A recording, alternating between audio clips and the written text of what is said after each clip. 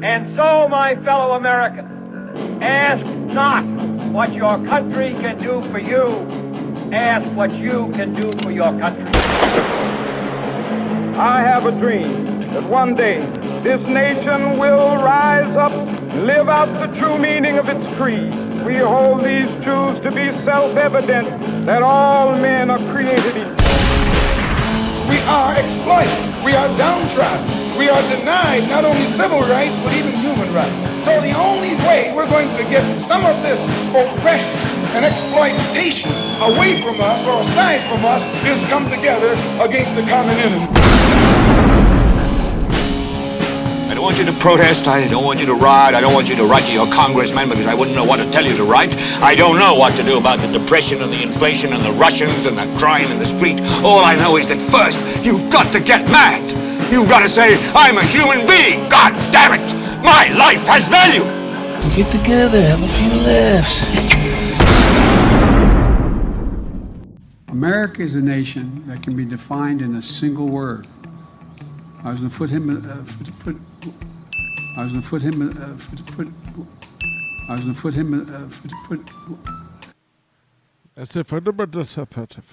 I agree, Joe. It's messed up and we don't understand what's going on. That's basically what he just said there. In one word. Summed it up in one word. We appreciate it. What is he even doing as president of the United States? I don't know. But he was outside, looked like on the lawn, the White House lawn. And maybe he was just getting too much sun. Like Hillary had that one day. Remember when she was running for president? Oh, and she just like stroked out outside of the minivan? Yeah. And then somebody that she came out and waved at everybody like she was Queen Elizabeth. Everybody forgot about that. I did. They just like carried her dead body into the van. In the van. They just like stuffed her in there. And it's like, oh, nothing to see here. It was canceled. Pepperidge Farm remembers. Yeah, well, we got old Biden in there. I wonder how pissed off Hillary Clinton is that Joe Biden is president. She might be pretty upset about that. You know, we played that one clip on that show where W slipped up, accusing the wholly unjustified invasion of Iraq. Okay. I mean, Ukraine. Yeah. Oops. And then I don't think we played it on the show, but further on in that clip, he said, sorry, I'm 75. Joe's like 78 or 79. Yeah. Can you fact check that for me, Erock, please? We got Erock today. Welcome to the Iowa Talk Guys podcast, by the way. Teepee, across from me, I'm Theo. And when we're sitting with Erock as our right hand and left hand man. The turd nerd that forgot his mic and headphones. These things happen. Can't blame him. He was busy memeing. I already said, memeing ain't easy. Yeah. Yeah. Anywho, so going back to the age group, I just find it very interesting. A lot of people aren't talking about is that age group there, the 70 to 80 something and beyond. The Jerrys? Normally, the Jerrys are normally deemed unemployable for full-time positions due to their age, right? I mean, the insurance costs they're also most likely you can't work full-time position and have 3 doctor's appointments a day, right? They're not very helpful most places. Unfortunately. That's why they give out stickers. And no offense to anyone, but I'm just saying, I think how dare you? I think that's a problem that the majority of the people that are in charge of making the laws of our country are in that age group. And I just think that's odd. I think it's safe to say that the generations before us have lived the most exuberant and lavish lives. Yes, absolutely. That people most have peaceful, really. Ever lived in the history of our species that we know about. Yeah. And we're going to pay for it. We're going to experience some bad times. That for some reason establishment type folks don't ever report on, they don't ever talk about. but you got to get away from that and find it yourself, you know. Why would you, dude? Why would you talk about that stuff when Roe versus Wade just got repealed?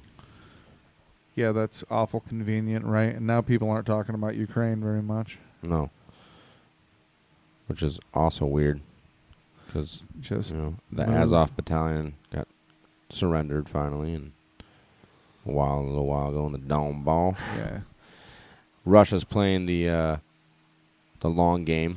Yeah, they're just kind of like got their hands around the throat and right, and squeezing.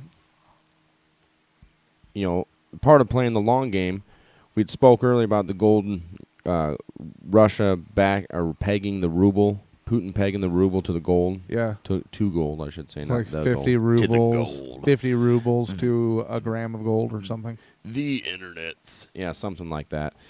So, if we remember correctly, the Russian sanctions started around March 2022. Then, April of 2022 is when Russia pegs the ruble to gold. And when you go to the currency exchange websites, and if you look at a graph, the ruble compared to the U.S. dollar, the exchange rate for the ruble and the U.S. dollar back in March of 2022 was 0.00769. Okay? On its lowest point. Now, you fast forward to the end of June 2022, and it's now an exchange rate of 0.0188. Significant gains. Significant. It hasn't been that high in over 5 years. Boy, if I was a developing nation and I had a good relationship with Russia, I would be hoping that I got sanctioned at this point. Right? Well, hey, it's starting to work out for a few folks. I mean, India, Business Standard, just ran an article. India, the Russian imports in India are up 3.5 times on the oil, despite Western pressure. Okay, and India is now the fourth largest petroleum supplier. Or I am sorry. Russia is now the fourth largest petroleum supplier for India, with exports worth $1.3 billion in April. This doesn't please America and Western Europe, so they keep banging on India to pick sides, which India has sternly said that they do not intend to leave their neutral position on the deal. They've said that they can't. They depend on Russia for their own sovereignty. I found in that article that you sent, the External Affairs Minister, S. Jaishankar, said in April during a press conference for the India-U.S. 2+2 ministerial dialogue, he said, quote, "If you're looking at energy purchases from Russia, I'd suggest that your attention should be focused on Europe. We do buy some energy, which is necessary for our energy security. But I suspect, looking at figures, our total purchases for the month would be less than what Europe does in an afternoon." End quote. So External Affairs Minister. Jaishankar. Sorry, we're ignorant. So yeah, I think that American and Western Europe, European, NATO hubris is creating alliances and very strong ones elsewhere in the world. Absolutely. You look at China's One Belt, One Road initiative. Mm-hmm. What you need to know about China's Belt and Road Initiative in 3 minutes. China's Belt and Road Initiative is a foreign policy and economic strategy of China where the two ends of Eurasia, as well as Africa and Oceania, are economically linked to China, along with the Silk Road Economic Belt and Maritime Silk Road. It emphasizes 5 key areas of cooperation: coordinating development policies, forging infrastructure and facilities networks, strengthening investment and trade relations, enhancing financial cooperation, deepening social and cultural exchanges. China's Belt and Road Initiative completion is planned to coincide with the 100th anniversary of the People's Republic of China in 2049. About 50 Chinese state-owned companies have invested in nearly 1,700 Belt and Road Initiative projects since 2013. China's Belt and Road Initiative currently consists of 6 economic corridors: China-Pakistan Economic Corridor, CPEC, Bangladesh-China-India-Myanmar Economic Corridor, BCIM, the New Eurasia Land Bridge Economic Corridor, NELB, the China-Mongolia-Russia Economic Corridor, CMREC, China-Central Asia-West Asia Economic Corridor, CCWAEC, China-Indochina Peninsula Economic Corridor, CIC-PEC, and 2 financial institution initiatives: Asian Infrastructure Investment Bank, AIIB, Silk Road Fund. Why would China's Belt and Road Initiative drive China to greatness? It places China in the economic political orbit of many Asian and European powers. This provides China with a political hold over land and possibly the maritime routes. It acts as a link between economic and political partnerships in the region, and since China is now the #1 trading partner in the region, the trading partners of China have to be more sensitive towards its political interests. China can establish soft power by establishing the Belt and Road Initiative through building infrastructure and harnessing connections in untapped markets in the partnering countries. It is based on China's historical narrative of the Golden Age, which consisted of the ancient Silk Road and maritime routes. If China's Belt and Road Initiative succeeds, it would drive China's return to greatness. Trade will expand by $2.5 trillion and connect the world's 3 largest labor forces: China, India, and ASEAN. This is what you need to know about China's Belt and Road Initiative. I want to say Chinese companies are running a lot of ports in Africa. Obviously, Chinese companies are, I believe that we've talked about earlier, they've been financed by Dianne Feinstein's husband. No. Selling bugged laptops to the Marine Corps. No. They build ships for Senate Majority or Minority Leader, whatever. Hey, Mitch that guy's McConnell. a great guy, man. He's a great investor, just like Nancy Pelosi and all those other folks that knew what stocks to buy, what stocks to get out of right when the lockdowns were happening, right before they happened, right after they happened. Yeah, I think that we're just in such a decadent place in history that it's a very strange time that we're living in history. Yeah, it's kind of like all the largesse coming to an end, and our government's kind of pillaged. It only took like 80 years, really. The age of abundance is coming. 100 years. Yeah.